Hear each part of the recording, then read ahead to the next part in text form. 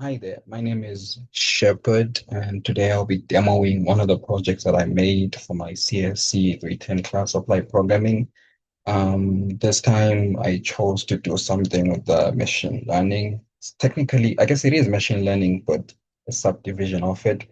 They call it neural evolution of argument topologies. So think of it as a way of reinforcement learning. Technically, it's not, but it's sort of in the same way. So what I made, I'm gonna remember to share my screen this time. Okay, let me do that. So what I made is a first I should start with the game. So first I sort of made Flappy Bird. If you remember, this game was pretty viral not too long ago. People were playing it all of the time. So in my code right here, you can actually play it manually. I'm just moving the Zumba out of the way so I can run it. So pretty difficult the game. I don't have the logic for you to actually keep going after I hit a pipe, so it just crashes. But it's a pretty hard game to play.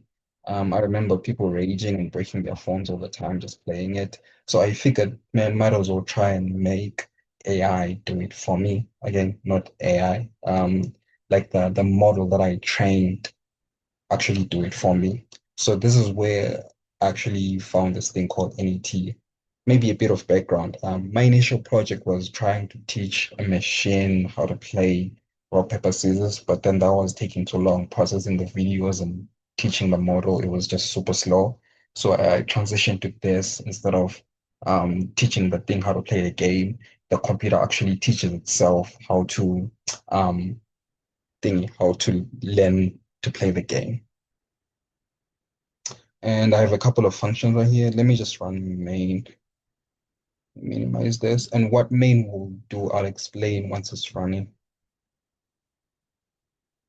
So this spawns, they call them norms, if I'm pronouncing that correctly. And what a norm is essentially just an instance that the computer just goes through and plays the game up until it crashes. If it crashes, it creates the next generation. If you can see my mouse, that they're changed to generation two. So the second generation is based off the best performing norm, and it just keeps going and going. I believe last I ran this, I put a timer on this, so it should stop pretty soon and go to generation three. Uh, did I?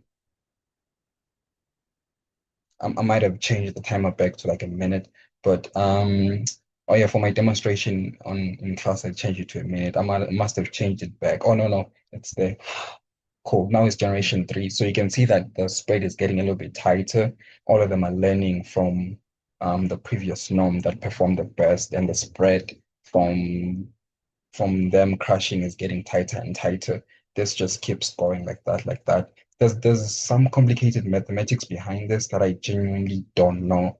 And from my understanding, the more norms you have, the bets going up and down, those are the norms, the better it will perform. Also, the more generations you have, the better it will perform.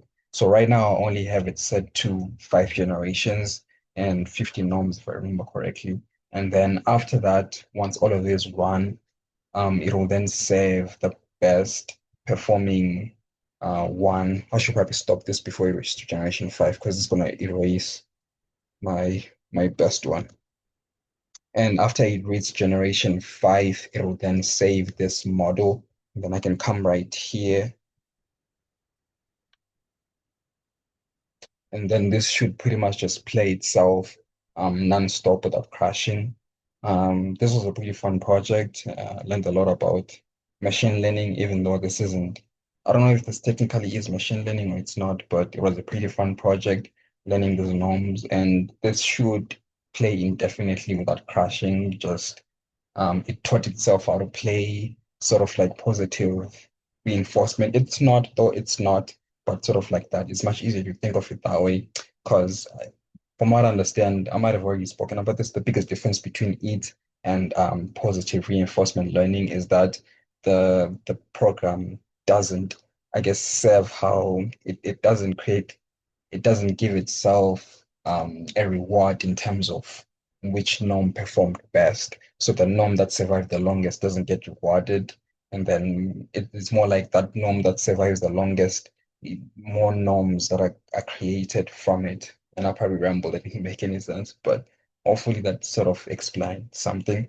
But yeah, this is my project. Thank you for listening, and I can stop sharing my screen.